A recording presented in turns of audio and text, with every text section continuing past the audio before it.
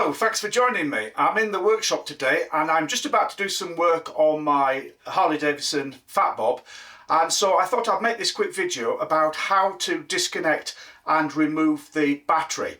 It's the same on all the Dyna models. It's a very straightforward procedure, but the first thing you need to do is deactivate the alarm on the bike. With the key fob present, I've just popped the key fob on the tank there. You switch on the ignition.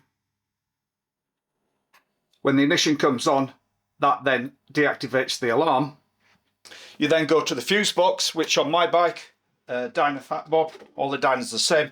The fuse box is under this left-hand cover. The main fuse is the big orange one here. Just pull that fuse, and that then has disabled the electric system, which means you can now remove the battery without activating the alarm. Having deactivated the alarm, I can now start taking the battery off. So the first thing to do to get to it is to remove the seat. The seat in all the bikes is fastened on with just one bolt at the back here on a little chrome bracket. Sometimes it's a knurled knob. On mine I've replaced it with a 4mm Allen head screw. I've just taken that off so you can see the back of the seat lifts up here. See, I've got the aftermarket touring seat on here, but they all fasten on the same way. It's hooked on at the front, so you pull that back from the hook at the front, lift off the rear here, and that's the seat off, which I'll just put out the way. So then we can get to the battery box. My battery box has this custom leather bag cover on it because I do custom leather work, so it's one of my own creations, but it still fits on exactly the same. At the bottom here there is a crosshead screw which holds this cover into place. So you just need to remove that one screw.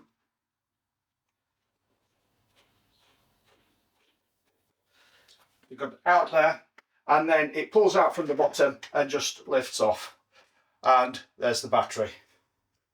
The battery is retained with this rubber strap which just clips on at the front here, so you just need to clip that off, and then the battery's free. Then I can disconnect the terminals. When you are disconnecting a battery, always disconnect the negative terminal first and then the live one.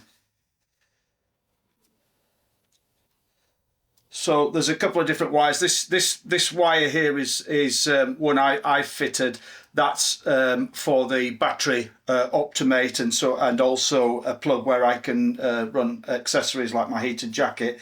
This is the main terminal here that you want to tuck out the way, and also just make sure that that doesn't touch on anything.